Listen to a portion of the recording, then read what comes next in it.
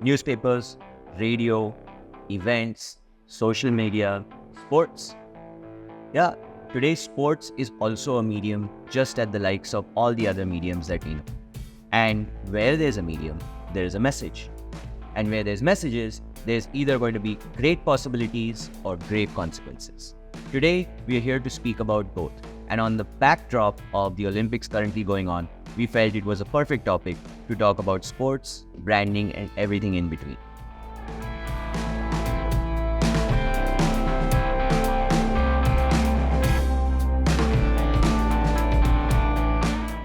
I want to introduce today, we have Mayur, who's always been there for every episode. And we have a special guest today, 15 years of experience across major brands like Condé Nast, Hungama, Diageo. And today, he's the COO of moving from frontline brands to grassroots level sports at India on Track. Alap Roy, thank you so much for joining us. Thank you, sir. And as we mentioned, today we are going to talk about sports. But I guess before we get deeper into consequences and possibilities, I wanted to kind of set the backdrop because for a significant amount of time, Alap, you've been not only working with large brands, but now at grassroots levels. How's the context of sports in India changing? How does all of this come together? Why do brands even consider doing it? Obviously, we think of it as a big medium, but if you could kind of talk about your experience there. What I'll do is actually try to simplify how the whole world of sports is. And it might be a little oversimplistic because there are so many elements attached to it, so many variables to it. But let's make a Venn diagram, and like 3 circles are: one is sportsmen or sportswomen, which are athletes. One is the sports events and competitions which are being hosted. So all the World Cups, all the Olympics, all the smallest of grassroots tournaments, all these things come here. And the third is the world of brands. So the congruence is where the economy of sports, and I call it the gig economy, where all the goods and services around sports is being created. So all the services like talent management, all the services like psychology, science, event management, organizing tournaments, all of that, all these people are the congruence of these circles. And right at the center where all these 3 circles meet is where are the largest viewers, and hence the biggest tournaments and the biggest, the Olympics, for example, is a great example. There's the FIFA World Cup, the NBA, the NFL, Premier League are all tournaments which have they've cracked it, cracked the model, and they said they're right at the center. They're the largest base of viewers. They have sponsorships. They have huge broadcasting deals. There are every team has now stadiums named under different brands. So that's how the overall world of sports works in a very simplistic way. And so this is a question for you, because how does the business that the brand is in impact, or should it play a criteria in terms of what brands sponsor? Because I think it's very easy for us, Mayur, to comment on the fact that, hey, why does a Coca-Cola sponsor an Olympics, or why does McDonald's sponsor some kind of thing? But at the end of the day, they also need to run the tournament because the viewers at the center. Yeah. So what's your thought process in taking that decision as a brand owner? Multiple things. As a brand owner who's thinking of investing in sports or looking at sports as a medium to talk about them brands, you have to define a congruence again between what your target audience is and what the sport provides. And you'll only see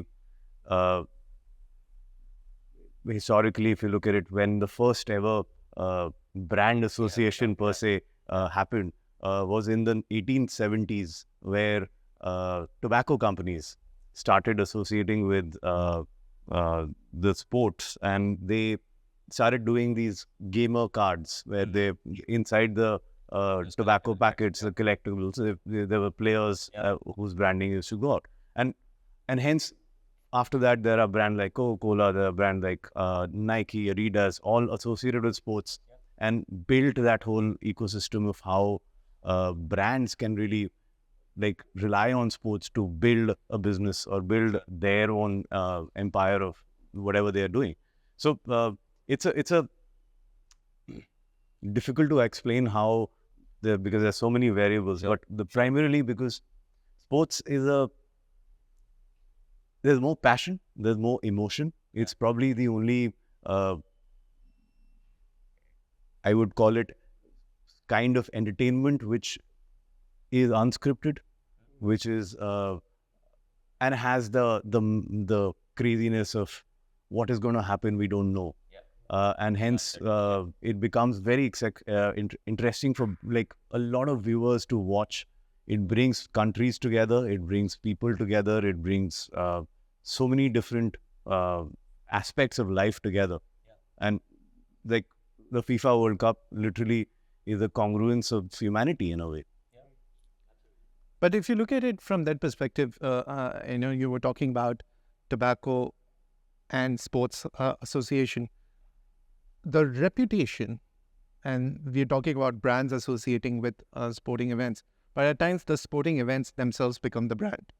And then they have to take a call whether we would want to do it or not. For example, 1990s, I think Formula One took a call, we will stop tobacco sponsorships. And one of the most iconic cars in the world was the Ferrari racing car, which was actually a Marlboro pack, right? The black, the red and white. But they took the call. They said, no, this is not the right message we want to send out. Of course, you can always debate that, European Union forced them to do that. But at least they said, okay, let's move away from that. In that context, even the Indian cricket team, right? Forever, we were sponsored by a tobacco company, right? And we had trophies named after. The Indian team has always had very interesting sponsors. True, very true. That's also the. So what I wanted to look at is, because we speak about McDonald's and Olympics, or Coca-Cola and Olympics, at some point of time, the brand, which is the sporting event, also needs to think of what's the message we are looking at.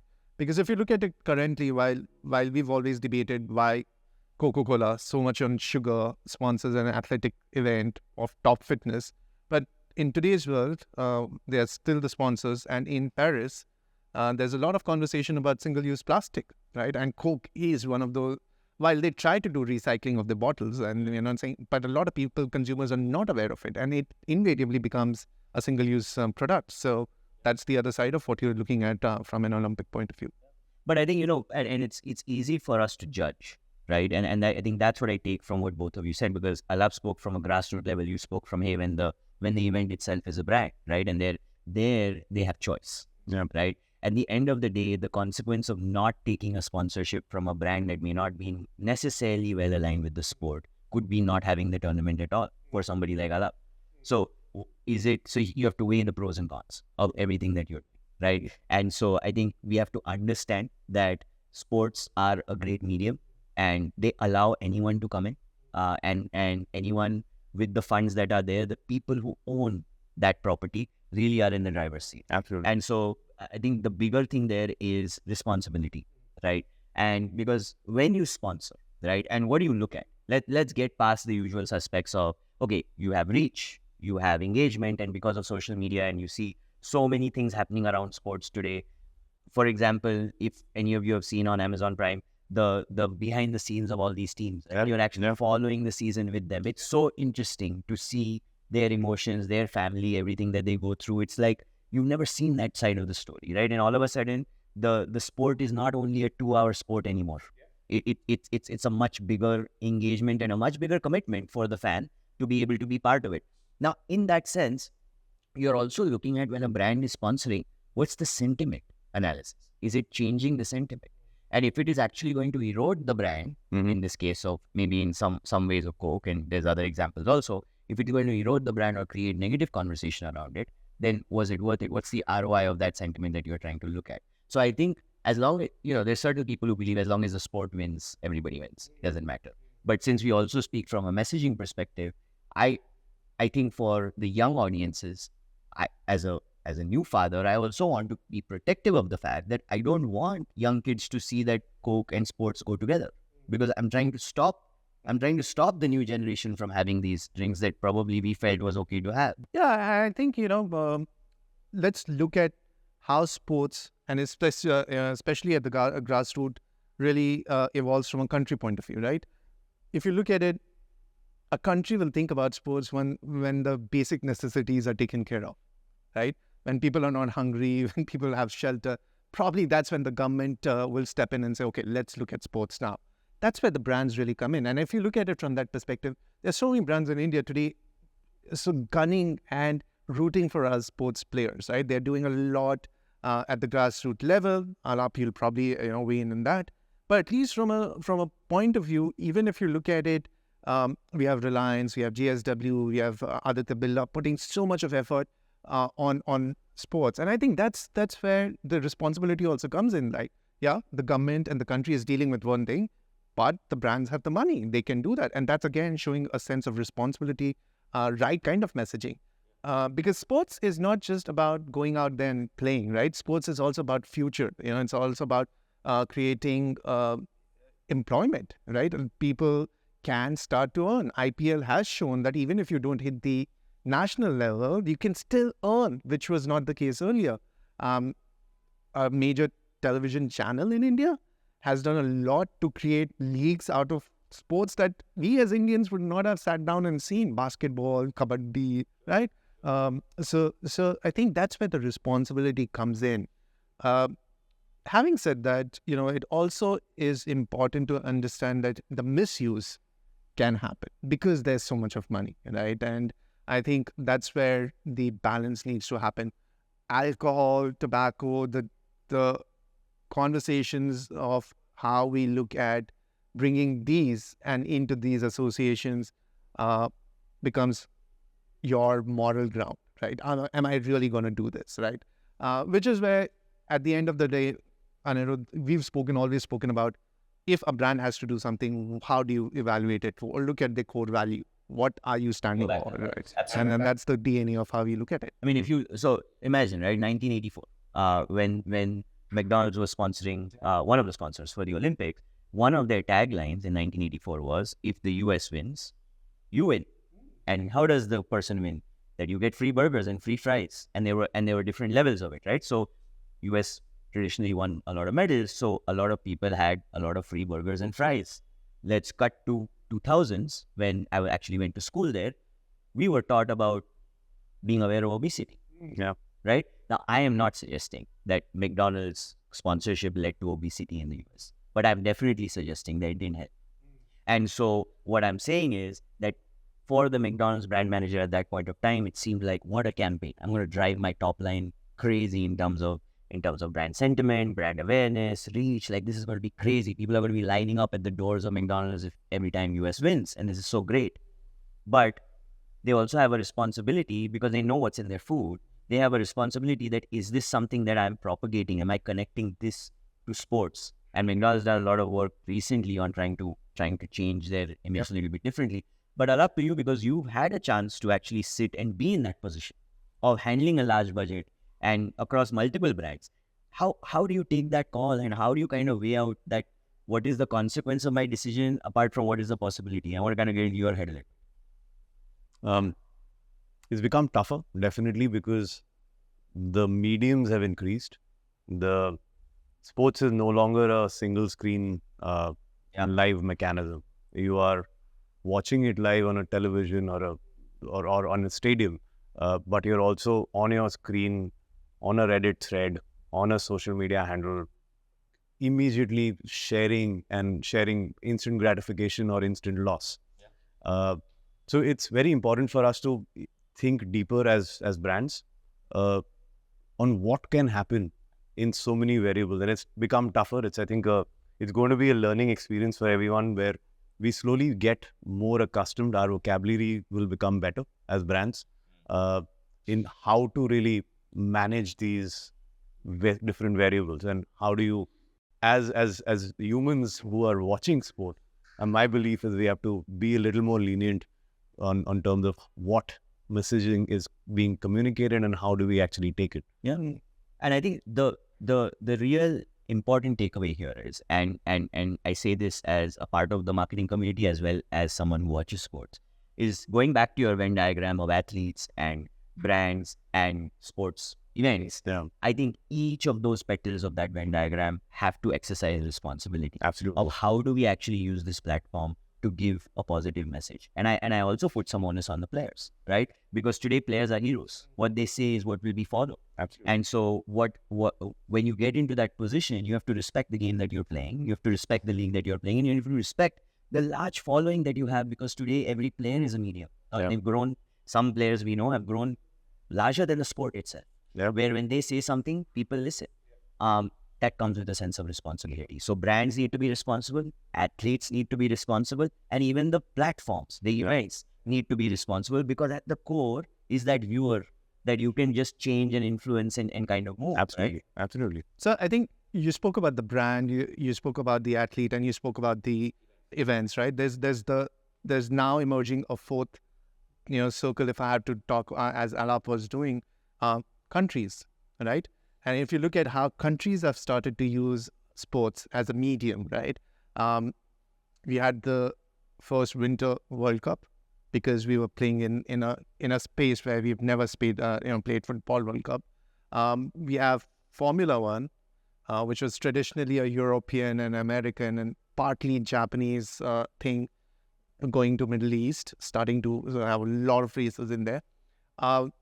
Where again, this conversation of the complexity of the world that we live in, and therefore what message is going out, starts to emerge, because a lot of people are now saying that these countries have become brands and are using sports as a medium to whitewash their image, human rights, fallacies that they've had by bringing these global sporting events and all the marketing dollars and everything that they bring in. They kind of whitewash the entire history that they have, which again becomes a very important aspect of our conversation. When you look at what's the message, the other brand is saying that, okay, I'm fine going to a country like this, right? Because from a sports, and now bringing the other circle, athlete point of view, there have been sports people, specifically from Formula One, who've objected to this. There's like, no, I'm not going, why are we racing here, right? Do we really have to go there? So Just coming back to the previous point which you were mentioning, like about Saudi hosting so many tournaments, Qatar hosting World Cups. But this has been happening since the Colosseum. The Roman Empire created the games as an entertainment factor for people to come together and just enjoy in a very dark time. And it has continued. It's been done by the Germany, the Berlin Olympics in 1936. Very similar situation where Argentina, same concept. Yeah. here's a question, right? And I know, Anirudh, I'm going to ask this question to you, flipping the roles here, because I know you're more of a viewer, right? You're more passionate about viewer. And now, as Alap was saying that, but this has always been going on. So as a passionate sports follower, do you really care about who's sponsoring? I think a passionate sports viewer may care about who's sponsoring. I would probably classify myself as someone who was a wannabe athlete, who wants to be there, right? Or who wanted to be there. My life took a couple of left, right, wrong turns. I would have been there, right? I look at it that way, saying if I was there and I have a chance to play, I don't care who's sponsoring. I really don't. We need money to play this. And I come from a generation where we didn't have so much money in sports. It's different context today, where money is slightly more easier. You're talking about that this morning. It's easier. There's more funding. There's more money chasing sports today than it was when I was a child. So when there is any type of money, good, bad, green, pink money, it doesn't matter. I want it because I want to play the sport. Yeah. Right. And so I always look at it with the sport, the competition, the skill, and I'm not looking at what's written on their jersey. It really doesn't strike me that what is written on their jersey. Having said that, there is a lot of evidence to prove that I did have a lot of McDonald's as a child. And I do drink a lot of Coke. So is it subconsciously playing on my mind? Probably. Because one could argue that you do have a lot of McDonald's and you do drink a lot of soft drinks, which I've tried to cut down now. Right. But at the same time, I think, Mayur, I would say, again, it goes back to responsibility. I don't think anyone really cares of who's sponsoring. But we also understand from psychology of brands that the more you see the brand, the more it's associated, it's going to have an impact on your mind knowingly and unknowingly, right? And to protect the next generations or whatever is happening, it's okay for money to be behind a sport which is nascent, grassroots level, even if it's not the most perfect fit as a brand. But then the brand, the athlete needs to have responsibility. In fact, I think one of a very good example of a league who has, in my eyes, and maybe it's because I follow them, been very responsible with the way that they present themselves, the way that they talk, the type of decisions they take is the NBA, right? You talk about NBA in terms of the way NBA did its first advertising. When I was a child, this is probably 95 to 2000. They had a campaign saying, the kid, like they show a kid from a poorer part of the neighborhood where there's a lot of bad influence around him, and he goes to play basketball, and then he goes on the bus going home, and he says, "Today was a good day." And it's such a powerful message of saying this basketball can be your freedom out of this environment, and that's what it was. And a lot of players came from that environment, right? And then jump to 2020, the bubble and the tournament that happened, right? NBA didn't shy away from using it as a platform to talk about Black Lives Matter. I mean, one should go back and see the names of the jerseys. There weren't any names. There were messages, right? And you have the Players Association, which is talking about it. Donald Sterling, one recorded conversation about being racist, gets taken off. One of the richest people in the US, no money in this case, did not own the truth. One of the richest people in the country who owned the Los Angeles Clippers for many years, one or two recorded conversations with his girlfriend or wife, I'm not sure of the details, where he made some racist comments. Everything came out, he's banned from the league, he's out. And that's how Steve Ballmer came in, by the way. But the point is that they do it the right way. I've seen them always take a stand by it. And mistakes will happen. Like Alap said, mistakes will happen, right? A Donald Sterling will happen. Yep. What is the association going to do in response to it, right? And I think that shows the character and that shows the responsibility. Again, my point is that this is where consequences are bound to be there.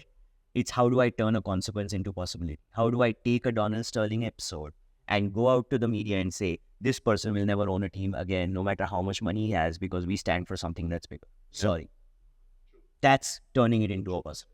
So you can always create legacy, right? And I think sports allows you to create that kind of legacy if you hit the right things, right? And you were talking about Breakfast of Champions earlier, right? And that's again something. Yeah, VTs. So you would want to just again look at it. That started in 1930. Yeah, the possibility for a brand, if you would want to touch upon that a little bit in this case. There's so many. So most of these brands which have continuously associated with sports and have been successful in creating legacies.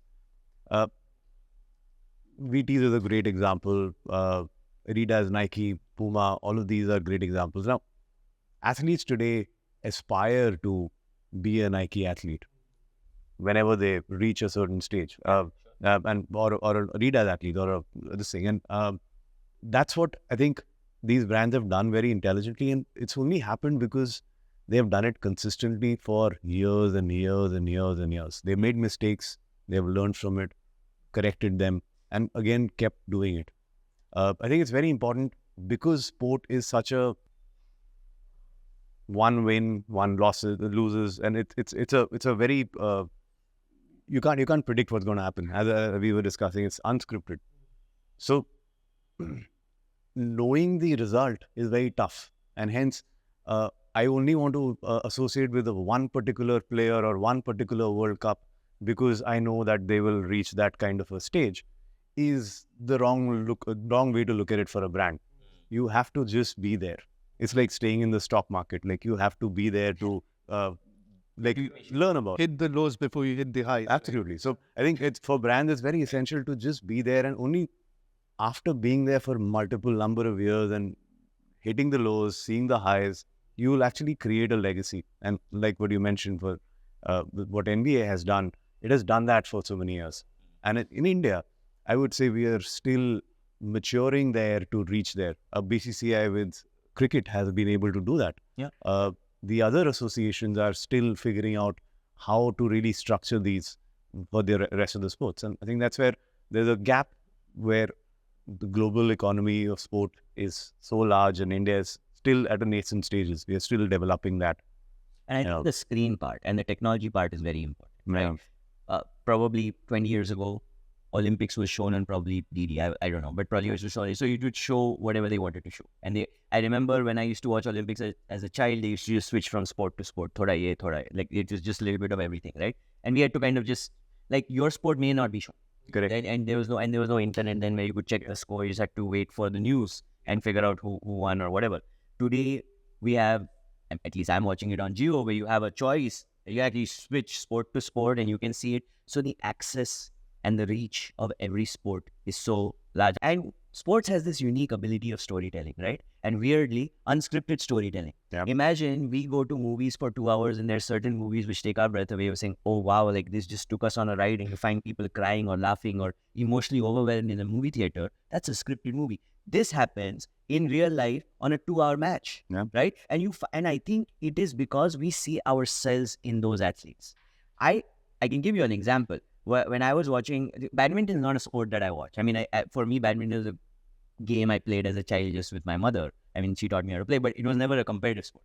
And when I started seeing Lakshya Sen, and I saw his story, unseeded, I think he had just he was diagnosed with cancer some time back, and I saw him playing and kicking everyone's ass, and I'm like, maybe I saw myself in it as an underdog. I was like, I want him to win. And I was just talking to Alap about this before, that I had to go somewhere. So I saw the first set of the semi-final match, and I'm like, he got it. He's going to be guaranteed a medal. And I come back and I remember this feeling, right? Imagine, I watched matches in my life, both Lakshya Sen, I had not seen before. Now I come back from wherever I was and I check online and it says Lakshya Sen gets fourth. I had a ball in my stomach as if I'm Lakshya Sen. You know what I mean? And just the point is, it's watching 15 minutes of a movie and being connected to it. Yeah. It has that power. And when a medium, and let's call it a medium, has that type of power, boss, there is a lot of responsibility, there is a lot of possibility, and there's a lot of consequence, right? Yep. And us as brand managers, we need to be able to protect it. We need to be able to be sensitive of this, because you can see people teary-eyed after seeing yesterday's unfortunate loss in the hockey tournament, right, by India. Great match, by the way. But you see people teary-eyed. These are not hockey fans. They're not necessarily India fans. They are connected to the story of those players. They see and feel the pain. In those 2-3 hours that they're watching, or 2-3 matches that they watched, they see the pain and they can feel the pain, and they go to bed. I'm sure everyone went to bed yesterday feeling a little shitty, like, how did this happen, right? Because you're playing so good. And so imagine that type of power. A movie doesn't have that power. Newspapers don't have that power. Radio doesn't have that power, because all of them, to an extent, are scripted. These are messages that someone has sat and created. Sports is a story that unfolds in front of you and nobody knows what's going to happen. What a great medium to be able to support with your brands. I just hope that in the future, we do it more responsibly.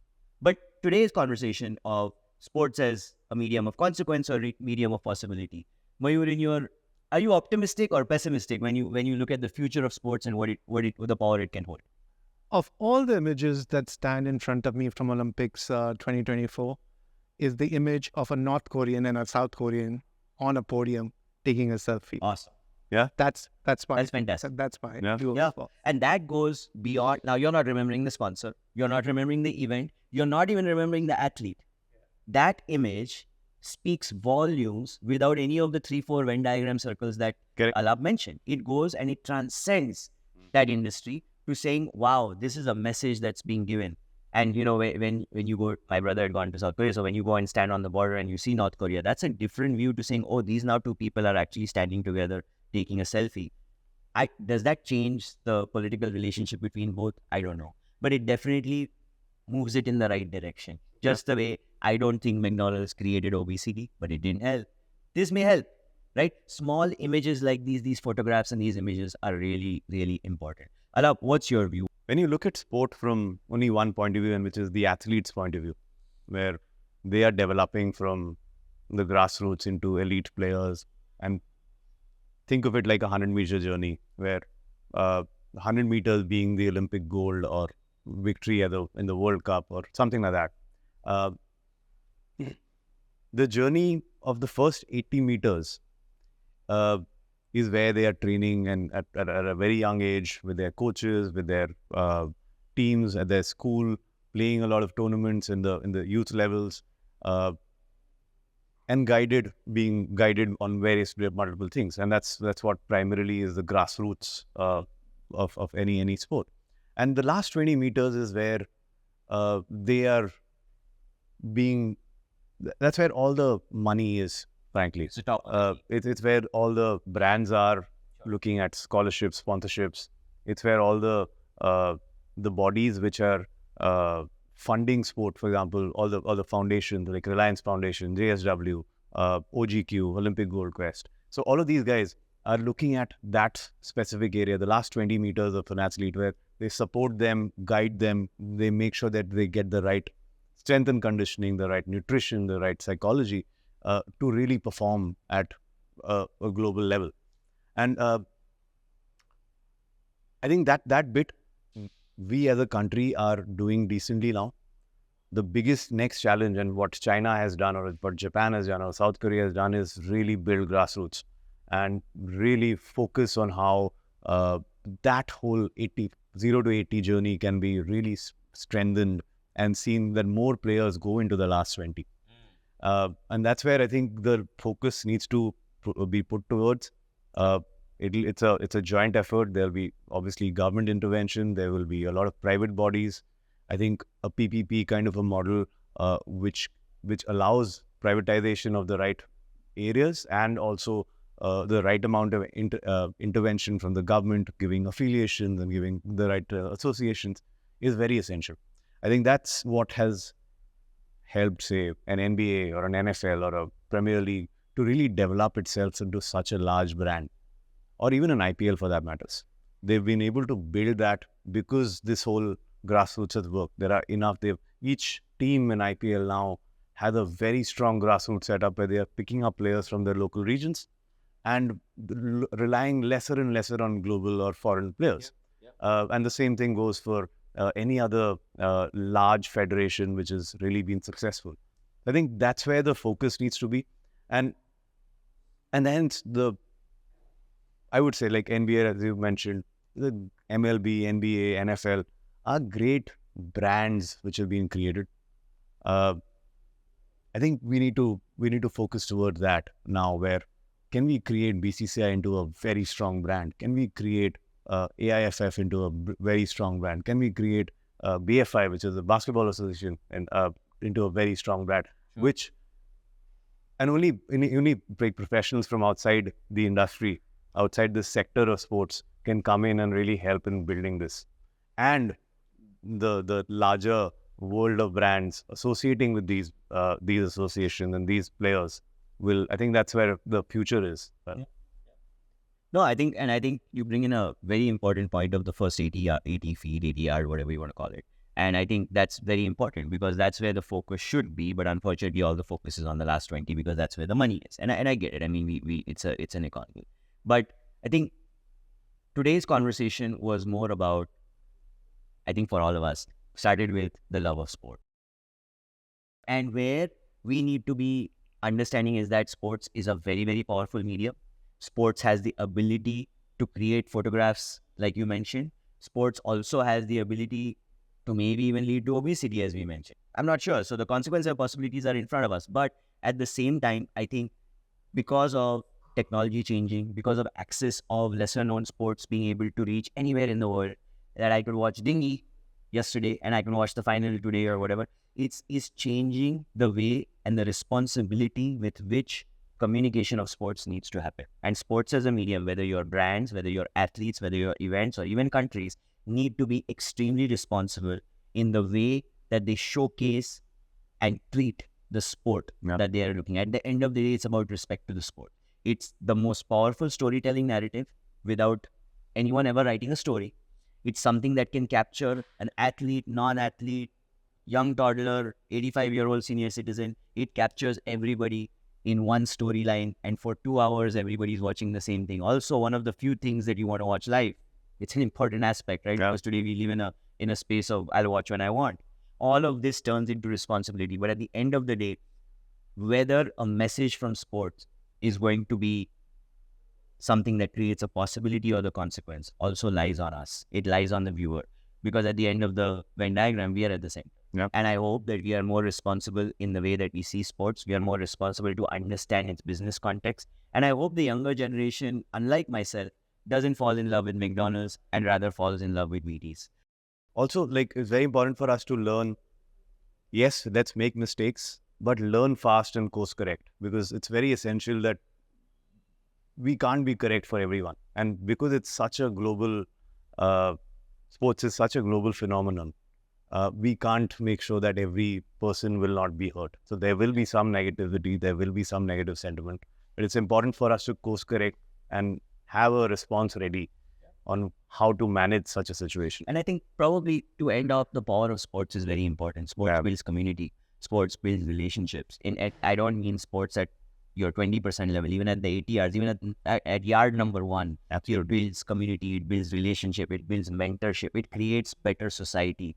And if I have to extend this from a narrative of talking about possibilities, it can prevent conflict, it can prevent war, it can lead to better relationships between people. So there is so much that we expect from sports outside of just who wins. And that's really the larger thing that we want to say.